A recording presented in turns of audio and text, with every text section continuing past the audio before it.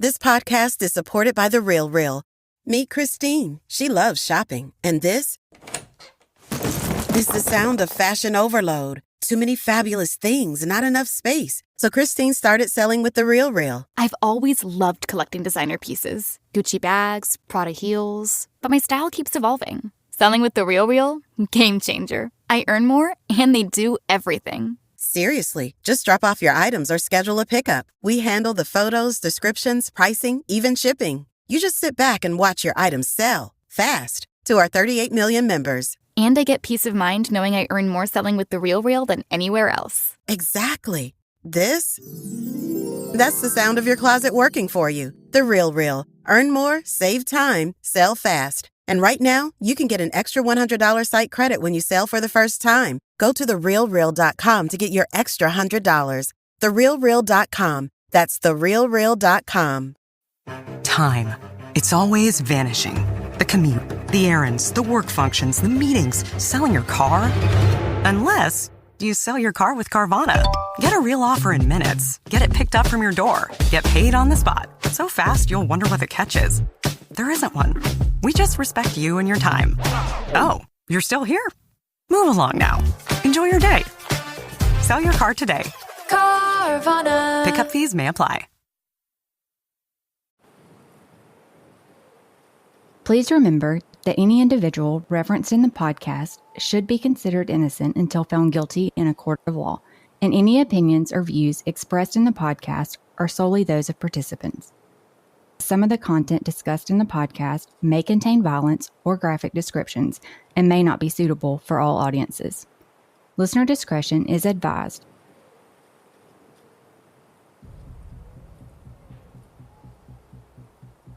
On December 5th, 1978, winter settled over Mississippi's Gulf Coast. The day had peaked at 59 degrees, but by nightfall, the air had dropped to a sharp 36. The roads lay still and silent. And along Ladnier Road, one of the few lights breaking the darkness came from a small brick convenience store, its wide glass windows glowing like a beacon in the night. Inside, 20-year-old Debra Gunter worked the graveyard shift at the little general store. Fluorescent lights hummed overhead. The cooler droned in the back. It was the lonely soundtrack of another midnight shift. Debra believed it was her chance to build something better for herself and for her husband.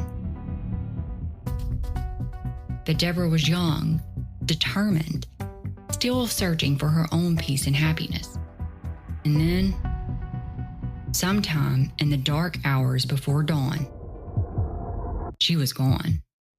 The little general store once promised shoppers that it only takes a minute. For Debra, those words became something else entirely, because a minute was all it took for everything to change. 4 days later, her body was discovered in the woods of McIntosh, Alabama, 85 miles from the store. It was a brutal murder that has haunted 2 states for more than 4 decades. The truth has never come out of the shadows. This is the story of Debra Gunter and the search for answers that has never stopped.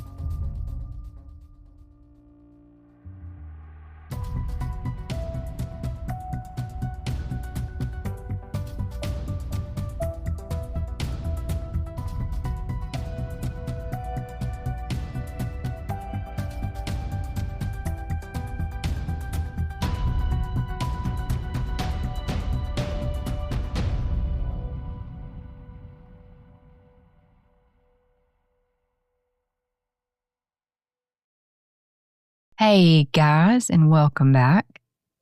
We want to take a moment to talk about something that reaches far beyond this case. Something rooted in hope and perseverance, and in the belief that even in the darkest chapters, a spark can still take hold. We're talking about Operation Safe Return. Operation Safe Return is our statewide commitment to bring missing children and vulnerable adults back into public view, to make sure their faces don't fade or disappear into silence. It's a reminder that every life carries a spark worth protecting. And this isn't a quick campaign. What we're building is meant to last. A line of light stretching across the state, one billboard, one face, one family at a time. We set a goal of $12,000 this year, and thanks to so many of you, we've already passed the 1,000 mark. That early support, that's the spark. Because when awareness spreads, when a memory awakens, when a detail finally breaks loose, that's the flame. And when the flame moves from person to person, community to community, billboard to billboard, that's when the fire takes hold. If you want to help build something enduring, you can text OSR to 53555. This is how a spark becomes a flame. This is how a flame becomes a wildfire. And together, this is how we guide them home.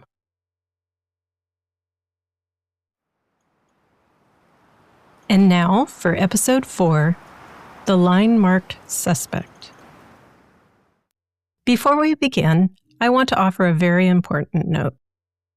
In this episode, we walk through documents from the Alabama Department of Forensic Sciences. Records that describe the crime scene and the injuries Debra suffered. These details are graphic. They are deeply upsetting, and they speak to the brutality of her murder. We share them not for shock value, but because they are a part of her story and part of understanding what happened to her. Please take care while listening and step away if you need to.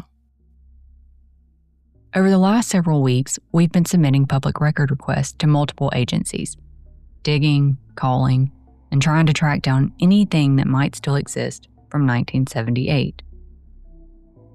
Washington County did return our call, but their investigator told us they were unable to locate any records connected to Debra's case.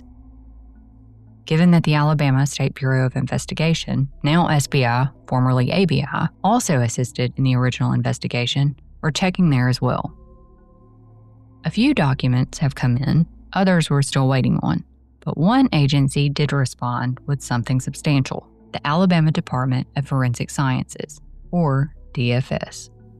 And the records they sent offer the clearest look we've had yet into what investigators were documenting in those first hours and days of Debra's case. That context matters because early newspaper reports were unusually detailed. The number of stab wounds, the type of weapon believed to be used, that Debra was found partially nude and bound. That investigators suspected more than one person. Information that may have been premature and shaped the public's understanding in ways that lingered for decades. But to understand what DFS recorded and what they didn't, we need to trace the path investigators were following in those first days, the sequence of events that carried us from Debra's overnight shift at the Little General to the moment her body was found in the woods outside McIntosh. On December 5th, 1978, Debra reported for her overnight shift at the Little General on Ladner Road. Her shift ran from 11 p.m. to 7 a.m., and several witnesses later confirmed seeing her during the first half of her shift. Then came the robberies. At 3:41 a.m., the Little General on 14th Street was robbed by a man holding a small automatic gun in his left hand. He asked for a pack of cigarettes, then calmly said, "This is a holdup," and then he fled on foot. He was described as a white male between the ages of 23 and 24, about 5'7" to 5'8", and around 150 pounds, with blonde shoulder-length hair, a worn green field jacket, and blue jeans. At 3:53 a.m., another Little General was robbed by a different man, this one at Eden and Old Mobile. He asked for cigarettes, then told the clerk, "Give me all your money," keeping his right hand in his pocket as though holding a weapon. He was a white male, around 25 years old, about 5'9" to 5'10", 180 to 190 pounds, reddish-orange collar-length hair, a pockmarked face, a thin mustache, and a mouth that looked slightly crooked when he talked, almost as if he was trying to smile. 2 robberies, 2 men, 2 descriptions, strikingly similar in age, size, and clothing. One left-handed, one right-handed, both wearing worn green jackets, possibly even the same jacket if they were working together, and both asking for the same brand of cigarettes, Raleighs. At 4 a.m., Mitchell Hill stopped at the Little General on Ladnier Road, where Debra should have been working, and found the store empty. He called out for the clerk. No response. At 4:05, the store manager called the store. Still no answer.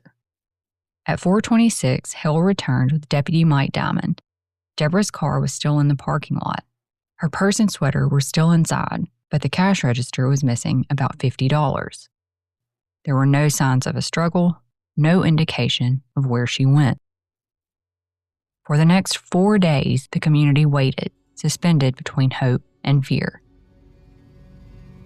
At around 4 p.m. on December 9th, a McIntosh resident reported news no one wanted to hear. A body had been found in the woods off Highway 43. The search for Debra came to a devastating end. Historical weather data shows that December 9th was overcast and windy, with about a half inch of rain earlier that morning, enough to soften dirt roads, blur impressions, and leave the forest floor heavy with damp pine straw.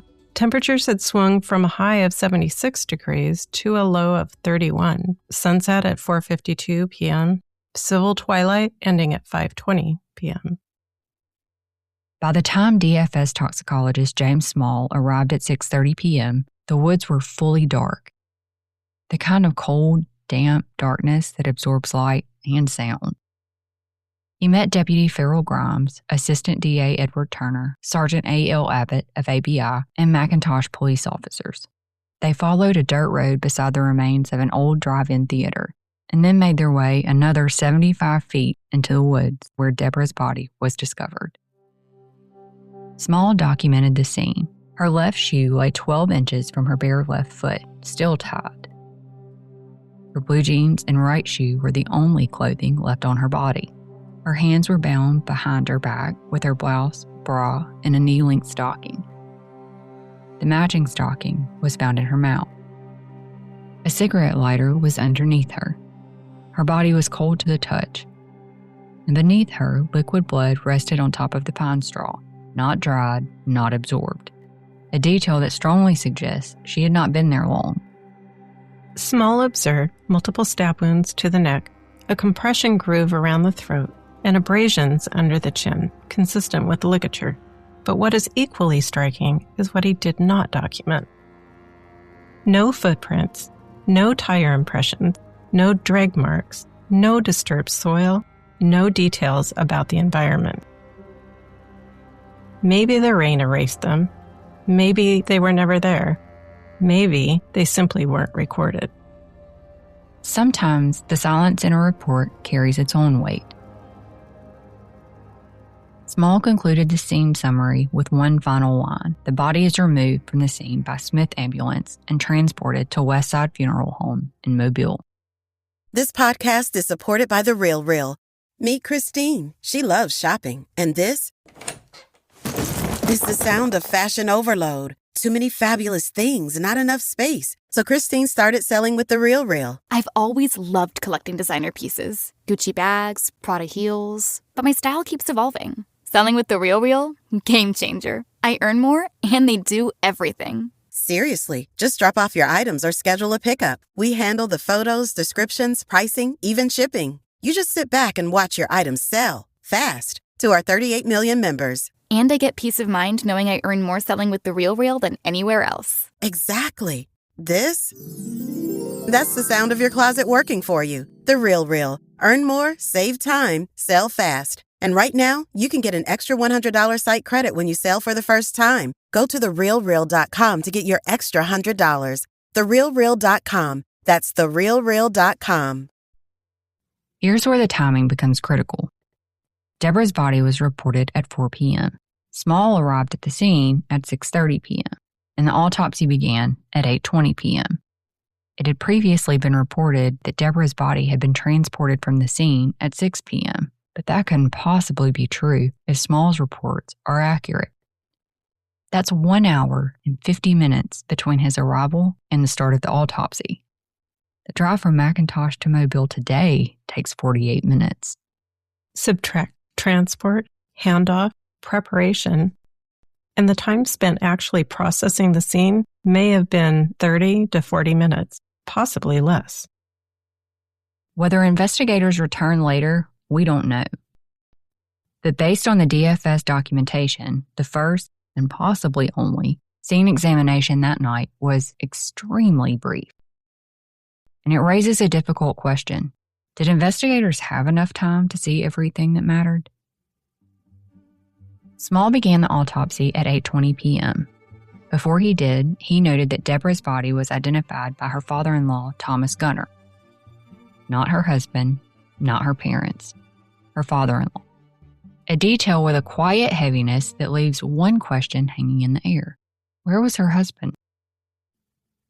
Small documented multiple insect bites on Debra's arms, abdomen, and chest, along with very immature maggots in her hair, eye, mouth, and nasal passages. With daytime temperatures reaching 76 degrees, insect activity would have begun quickly, even in December. This didn't mean that she'd been in the woods for days, but she had not been placed there moments before the discovery. Small removed the tampon still inserted. There were no injuries to the vaginal area and no signs of sexual assault. He collected swabs, but there's no indication he swabbed her mouth or anal region, meaning sexual assault can only be partially ruled out. He then documented a pattern of abrasions, 2 on the right side of her chin, aligned lateral, 2 on the left side of her chest, parallel, nearly identical, and less than an inch apart. Not random, not chaotic. Then came the neck. Small documented 32 separate stab wounds to the front of Debra's throat, each between 1/4 and 3/8 of an inch. All running transversely, side to side, all made by a single-edged weapon with the blade's sharp edge facing towards the right side of her neck. Internally, the injuries were catastrophic. A cut to the left internal jugular vein, 2 cuts to the left common carotid artery, a cut to the thyroid gland, and a cut to the left innominate artery. Her heart contained very little blood, meaning her body had lost almost everything. Small also found hemorrhage around the larynx and trachea, penetrating wounds inside both, and blood with mucus deep in the main stem and secondary bronchi. Blood this deep enters the airway in one of 2 ways. 1, the victim is alive, even briefly, struggling to breathe during the attack. 2, if catastrophic neck trauma occurs and the body is moved after death, gravity can draw blood into the airway. Small also documented a well-defined compression groove 1/4 inch in width around her neck. Her hands bound, her mouth gagged, ligature marks on her neck, and 32 stab wounds. A sequence of violence no one could confuse or explain away. DFS criminalist Elaine Scott completed her lab work earlier, on December 28th. Scott examined the vaginal swab and the tampon. Neither disclosed spermatozoa. She also examined 2 knives submitted by Officer Ray Jones of the Satsuma Police Department, which raises its own questions, since Satsuma wasn't the investigating jurisdiction. One knife was a 3-bladed buck pocket knife, the other a Rapala fillet knife. Both tested positive on a presumptive test for blood, but further testing was inconclusive due to insufficient sample. 2 blood-positive knives, no spermatozoa, and an autopsy full of injuries that did not point to a sexual motive. Some questions were answered, but others were newly created. After recording this episode, we provided Debra's autopsy report to 2 medical professionals we trust and regularly consult with on questions like these, Dr. Mont Hiley and Dr. David Thrasher, who served as a county coroner for nearly 15 years. We asked them to help us understand how several of the findings documented by James Small would have occurred physiologically. Both explain that the presence of blood deep in the airway, specifically in the main stem and secondary bronchi, would be consistent with aspiration. In medical terms, aspiration occurs when a person inhales blood into the lungs while still breathing. They also noted that the very small amount of blood found in Debra's heart suggests circulation was occurring during the trauma, meaning blood was actively being lost rather than simply settling after death. When we asked about the bruising documented in the report, both said the severity of the trauma makes it difficult to identify a single cause with certainty. However, they explained the injuries could be consistent with an altercation, either from struggling or from direct blows, though no specific mechanism can be conclusively determined from the findings alone. Dr. Thrasher also told us it was possible Debra's body had been in the woods the entire time prior to discovery. When we asked whether insect activity could be used as a guide in estimating time of death, he offered the following general framework. Eggs alone typically indicate death within approximately 24 hours. Small maggots suggest a time frame of up to 3 days, and larger maggots are generally associated with a period of 3 to 7 days. These are not exact measurements, but guideposts, one piece of a much larger puzzle. We're sharing this context to clarify how medical professionals interpret these findings and to be clear where the science informs our understanding and where uncertainty remains. When we received the DFS autopsy documents, something caught our attention. Not in the finding, not even in the injury descriptions. It was in the header, a place meant for only the case number and the subject of the report, and yet on its own separate line was a second name. Beside it, one word, suspect. It's a name that appears in the investigative file, but lightly, briefly really. The kind of mention that feels more like a checked box than a true lead. And nothing in the autopsy explains why his name is here, elevated in the state's own forensic paperwork tied directly to Debra's case. That name is Norman David Taylor. If you have any information regarding the abduction and murder of Debra Gunter, please contact the Jackson County Sheriff's Office by phone at 228-769-3063 or through their mobile app. You may also submit an anonymous tip through Mississippi Coast Crime Stoppers via telephone at 877-787-5898 or through their website, which is linked in the episode description. Since Alabama Cold Case Advocacy's creation, we have dedicated innumerable hours to researching and networking in an effort to provide the largest platform we can to the cases we share. We shoulder all associated expenses with Alabama Cold Case Advocacy out of our own pocket, including the subscription fees for researching and production of the Unforgotten podcast to provide a cost-free avenue for the victims' families of those cases. We hope you will join in our efforts to raise awareness of Alabama's missing and murdered and support these families who have been forced to carry the immeasurable loss of their loved ones and the fight for answers. If you appreciate our mission and you are inspired to make a donation, your extra support will enable the ACCA to continue our research, share the cold cases, and help those families know that they are also unforgotten. Unforgotten is an Alabama cold case advocacy podcast, recorded in conjunction with Riverside FM, hosted and distributed by Red Circle to your favorite podcast platforms. Content, research, artwork, and production are by Sellers and Stormy of Alabama Cold Case Advocacy. Credits for music, sound clips, special mentions, and research sources can be found in each episode's description. Your support helps us continue producing Unforgotten and further Alabama Cold Case's mission of advocacy and awareness. There are a few ways you can help us light the path. Make a one-time or monthly donation to Unforgotten through Red Circle, sign up for a one-time or recurring donation through the ACCA website, or subscribe to the Unforgotten Patreon channel for early access to ad-free episodes. You will find the links for all three in our episode descriptions.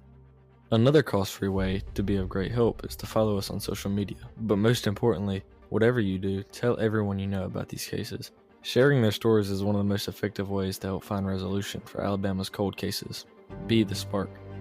Thank you for listening, and until next time, remember, justice may be delayed, but the victims and their families remain unforgotten.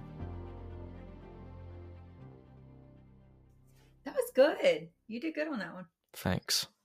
There's talk in Washington about cuts to Medicare Advantage benefits that 35 million seniors count on. The No Up Code Act would raise costs for seniors and reduce their benefits. The No Up Code Act is a broken promise and a bad deal for seniors. Tell Congress, Keep your promise and oppose cuts to Medicare. Vote no on the No Up Code Act.